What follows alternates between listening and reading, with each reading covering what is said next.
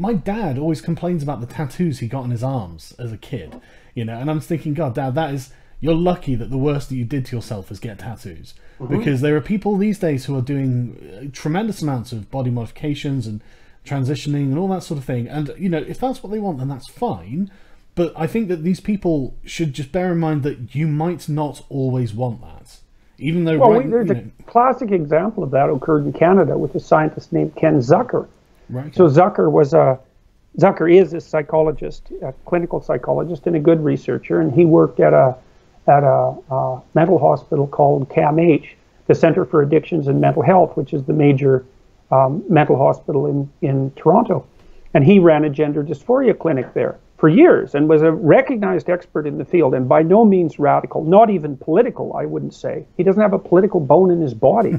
And his observations of children with gender dysphoria were quite clear and well supported by the academic literature. So children with persistent gender dysphoria, about 80% of them come out as gay in their teens. But 90% of them settle into their biological identity by their late teens. And so his advice to parents was, leave the damn hormones and knives alone, because there's a very high probability that A, your child is homosexual, and B, will adapt to their body perfectly fine and even forget about their gender dysphoria as they get older. But now he got fired. He got taken down by social justice activists and is in the process of suing the Center for Addictions and Mental Health and the Toronto Star and the University of Toronto student newspaper. And I hope he wins all 3 court cases. He should, because he was very much supported by his scientific peers. There's nothing radical about what he said at all. All he said was, caution is the watchword. It's like part of the Hippocratic Oath is to not do any harm. If I remember correctly, maybe that's not the Hippocratic Oath, but it's a medical dictum from the Greeks. First, do no harm. I think it's the Hippocratic Oath. I think it is. I think it is. And so it's like, well, your child is unhappy or playing at something.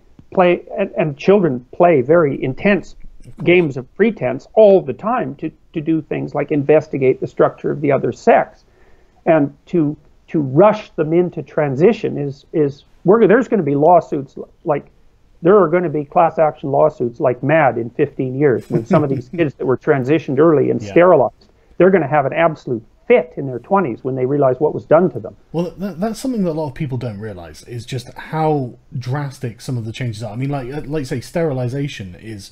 I mean, I didn't even know until a friend of mine's qualified as a medical doctor, and he was saying, you know, the hormones they give you increase your chance of cancer.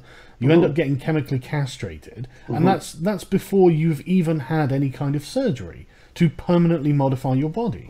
And I mean, just like, oh God, you know, I mean, and I'm just thinking from like a sort of, you know, if as a father, if that was my son, I'd be like, okay, look, I appreciate that's how you feel, but don't rush, because you might change your mind and you can't come back from that. Yeah, well, you say don't rush. You say, I have a duty to protect you from your own impulses when you're too young to understand the world. That's what it means to be a parent.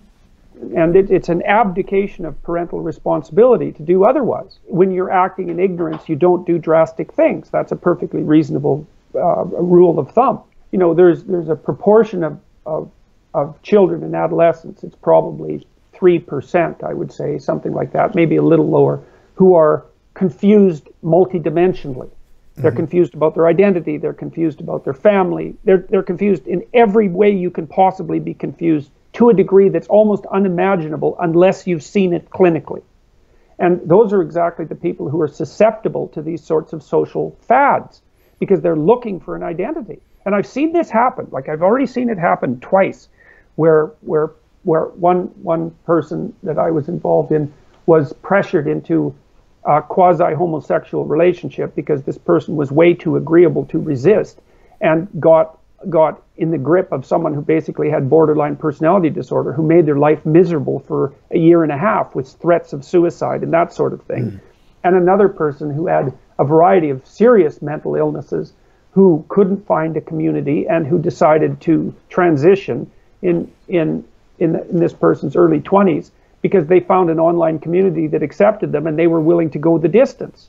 So then they added to their already serious problems with intermittent psychosis, hormone treatment associated with transition. So, and they turned themselves from someone who was on the fringes of acceptability socially to someone who was absolutely beyond the pale, who was strange in so many dimensions simultaneously that no one knew how to act around them. So really not good. Not good. We're very foolish about such things, very incautious.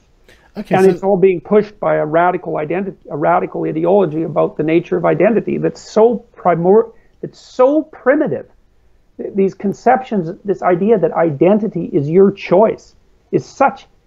Identity isn't your choice when you're 3 years old on a playground for the first time. Identity is negotiated with other people, which even the bloody social constructionists admit. The idea that it's a whim, that it's something you choose on the basis of your personal, of a personal feeling, is it's that level of understanding is approximately the developmental level of a 2-year-old. And I mean that technically, because generally 2-year-olds aren't capable of putting themselves in someone else's place, or they're not as capable as they will be. Yeah. And so the idea that you can just impose your identity on me that's completely insane. We negotiate our identities with other people all the time.